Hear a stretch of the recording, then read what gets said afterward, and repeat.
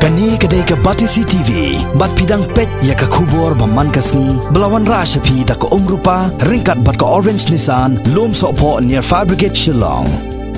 New Nissan Kicks.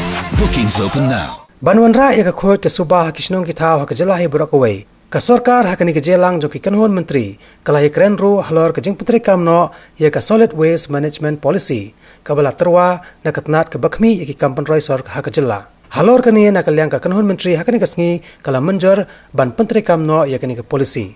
Today, the proposal on drafting the solid waste management policy from Urban Affairs Department has been accepted and approved by the Cabinet today evening, which will come into force immediately.